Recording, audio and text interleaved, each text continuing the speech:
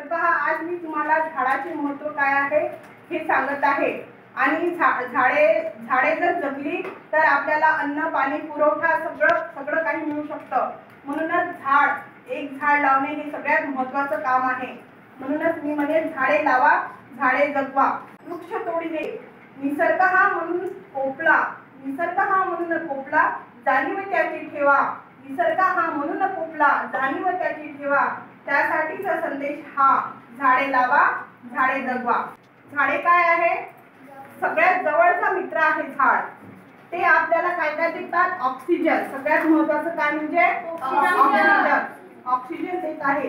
झाडांपासून आपणास फुले, फळे व भाज्या मिळतात।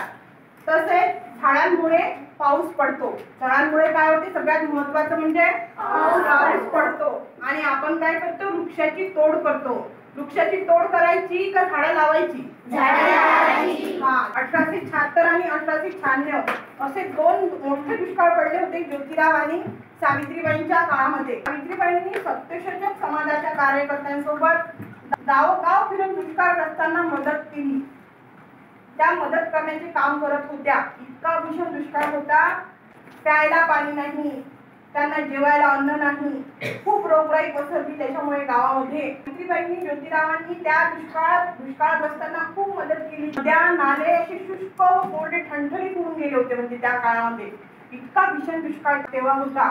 आणि जर असा जर दुष्काळ आता जर झाला आपल्या याच्यामध्ये, तर आपल्याला कसं होईल आपलं, सांगा तुम्ही, आहे ना? त्याच्यामुळे सगळ्यात महत्त्वाचं काय? आपल्याला झाडे जगवणे। पाण्याचा अपव्यय आहे। आपण काय करतो? नळ चालू करून देतो, बकेट भरली तरी आपल्याला त्या पाण्याचं महत्त्व आहे का? आहे का? आहे ना? एक बकेट आंघोळीला घेतो तर 2-2, 3-3 बकेट मस्त घेऊन घेतो आंघोळीला। आणि काही लोकांना प्यायला सुद्धा पाणी नाही आहे। आता पण काही ठिकाणी एवढी भीषण परिस्थिती आहे की लोकांना प्यायला पाणी नाही, आंघोळीला पाणी नाही आहे। आणि आपल्याला त्याचं महत्त्व तेवढं वाटत नाही। त्याच्यामुळे पाण्यासाठी सगळ्यात महत्त्वाचं काय आहे? झाडे जगवणे, झाडे लावणे। आणि प्रत्येकाने एक तरी झाड लावलंच पाहिजे, बरोबर ना? आणि जेव्हा ते झाड मोठे होते तेव्हा त्या झाडापासून आपल्याला काय मिळते? फळं मिळते, सावली मिळते, फुलं मिळते। फळांचं झाड असेल तर छान फळं लागते त्याला, बरोबर आहे ना? तर आता याच्यानंतर काय करा? प्रत्येकाने एक तरी झाड नक्की लावा। पहा, त्या झाडाला तुम्ही छान एखाद्या छोट्याशा बाळासारखं जपा आणि त्याला मोठं होऊ द्या।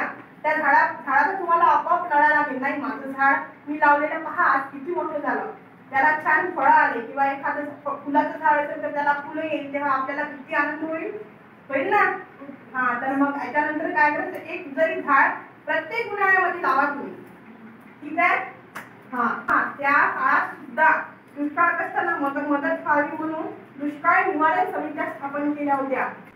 त्यावेळी सावित्रीबाईंनी ज्योतिबांना एक पत्र लिहिलं होतं। ज्योतिबा काही कामानिमित्त बाहेरगावी गेले असल्यामुळे ज्योतिबांना त्या एवढ्या भीषण संकटाची जाणीव नव्हती। जे सावकार असतात, शेतकरी जे लोक आहेत, त्यांना अतिशय दुष्टपणे अशी वागणूक देत आहे। त्यांना त्यांच्या जमिनी देत नाही आहे। आणि पहिली गोष्ट म्हणजे एवढी भीषण दुष्काळ असल्यामुळे मोठमोठे दरोडे पडत आहेत। हे सगळं कलेक्टरला माहीत असून कलेक्टर यामध्ये काहीही सल्लामसलत करत नाही आहे, अशा सावित्रीबाई म्हणतात। आणि सावित्रीबाई त्या काळामध्ये सुद्धा स्वतः पुढाकार घेऊन कलेक्टरशी बोलतात, कलेक्टरला हे सगळी परिस्थिती समजावून सांगतात। आणि एवढं समजावून सांगितल्यानंतर सावित्रीबाईंना ते कलेक्टर मदत करतात। ते म्हणतात, हा सगळा दुष्काळ पाहून त्या कलेक्टरला खूप कळवळून येते आणि तो ज्वारीच्या 4 गाड्या पाठवितो। सांगितल्यानंतर सावित्रीबाईंना ते कलेक्टर मदत करतात। हा सगळा दुष्काळ पाहून त्या कलेक्टरला खूप कळवळून येते आणि तो ज्वारीच्या 4 गाड्या पाठवितो। पहा, सावित्रीबाईंचं कार्य पहा, त्या काळामध्ये सुद्धा आणि एवढ्या दुष्काळामध्ये सुद्धा कलेक्टर त्यांच्यासाठी 4 गाड्या अन्नधान्याचा पुरवठा करतात। त्यामुळे कलेक्टरशी जी चर्चा केली जाते तिचा सकारात्मक परिणाम होऊन सत्यशोधक कार्यकर्त्यांची सुद्धा सुटका होऊन त्यांना त्याचा दुष्काळ निवारण केंद्रात मदतही मिळाली। एक नेत्या म्हणून असलेल्या सावित्रीबाईंचं पुस्तकी रूप आपल्याला इथं दिसतं। हा जो दुष्काळ होता याच्यामुळे तिथे प्लेगची साथ झाली आणि प्लेग मध्ये लोकांना मदत करता करता सावित्रीबाईंचा मृत्यू झाला। आणि एक लक्षात ठेवा, आज सावित्रीबाईंमुळे आज आपण इथे आहोत।